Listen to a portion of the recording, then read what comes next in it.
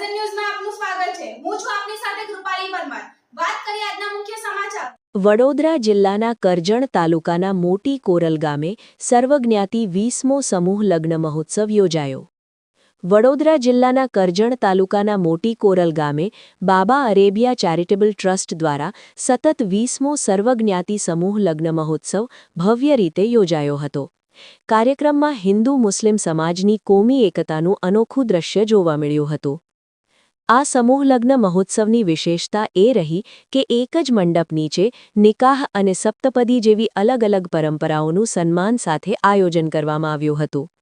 હિન્દુ અને મુસ્લિમ સમાજના કુલ 22 નવદંપતીઓ એક જ મંડપ નીચે લગ્ન ગ્રંથિથી જોડાયા હતા, જે કોમી એકતા અને સામાજિક સૌહાર્દનું ઉત્તમ ઉદાહરણ બની રહ્યું। સમૂહ લગ્ન પ્રસંગે નવદંપતીઓને આશીર્વાદ આપવા માટે હિન્દુ અને મુસ્લિમ સમાજના સંતો, ધાર્મિક આગેવાનો તથા સમાજના પ્રતિષ્ઠિત મહાનુભાવો મોટી સંખ્યામાં ઉપસ્થિત રહ્યા હતા। કાર્યક્રમ દરમિયાન નવદંપતીઓને ઘરગથ્થુ ઉપયોગી ભેટો પણ આપવામાં આવી હતી। આ આયોજનથી સામાજિક એકતા, સાદગીભર્યા લગ્ન અને અનાવશ્યક ખર્ચ ઘટાડવાના સંદેશ સાથે સમાજમાં સકારાત્મક સંદેશ પ્રસરી ગયો હતો। સમગ્ર કાર્યક્રમ ભવ્ય અને શાંતિપૂર્ણ માહોલમાં સફળતાપૂર્વક પૂર્ણ થયો હતો।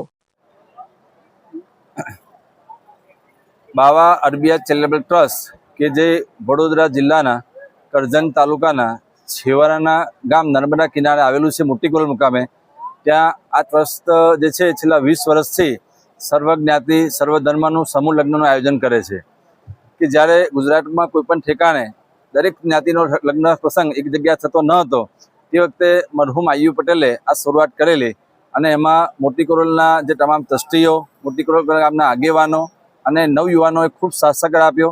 ખાસ તો સખીદાતાઓએ પણ અમને ખૂબ સાથ સહકાર આપ્યો અને છેલ્લા 20 વર્ષથી અમે કોઈપણ જાતના ભેદભાવ વિના સર્વજ્ઞાતિ સર્વધર્મ સમૂહ લગ્નનું આયોજન કરીએ છીએ। અને આ જે મંડપ છે, મંડપ નીચે મુસ્લિમ સમાજના જે યુવાનો છે, યુવતીઓ છે, તે નિકાહ પડે છે, જ્યારે હિન્દુ સમાજના જે યુવાન યુવતીઓ છે એ સપ્તપદીની વિધિ ચોળીમાં બેસીને કરે છે। અને આમ કોઈપણ જાતના ભેદભાવ વિના સમૂહ લગ્નનું આયોજન થાય છે। અને સખીદાતાઓ તરફથી જે અમને દાન આપવામાં આવે છે તે દાનનું અમે આ જે વરકન્યાઓ જે છે એમને અમે ગિફ્ટ આપીએ છીએ અને એમને દહેજ દાન આપીએ છીએ, જેથી કરીને એ પોતાની સાસરીમાં જાય તો એમને કોઈ મહેનતોના ન સાંભળવા પડે। અને આ જે સમૂહ લગ્ન કરવાનું મુખ્ય જે આયોજન છે એટલા માટે કરવાની જરૂરિયાત ઉપસ્થિત થયેલી કે સમાજ જે છે સમાજ વિખૂટો પડતો હતો, એક જ્ઞાતિ બીજી જ્ઞાતિ સાથે બેસવા પણ તૈયાર ન હતી। એવા સમયગાળામાં જ્યારે 2002માં અમે આ શરૂઆત કરેલી, જેથી કરીને એક જ સમાજ દરેક સમાજ જે છે, દરેક જ્ઞાતિ છે એક સાથે આવે, સાથે બેસે અને સમૂહ લગ્નનું આયોજન થાય।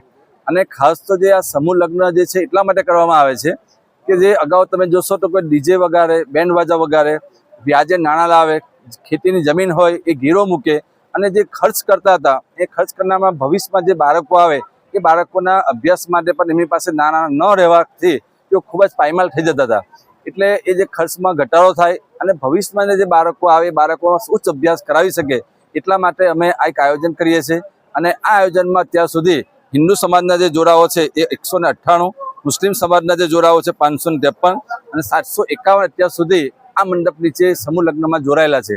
અને એમાં અમારા પ્રેસ મીડિયાના ભાઈઓ, રાજકીય જે આગેવાનો છે દરેક પક્ષના, એ અમને સાથ સહકાર આપે છે, ધારાસભ્યશ્રી સાથ સહકાર આપે છે અને આમ પૂર્વ ધારાસભ્યશ્રી તથા જિલ્લા પંચાયત તાલુકાના સદસ્યો અને ખાસ તો સખીદાતાઓના ખૂબ સાથ સહકારથી અમે આયોજન કરીએ છીએ અને પ્રેસ મીડિયાના ભાઈઓના સાથ સહકારથી ખૂબ અમે સારી રીતે કરીએ છીએ।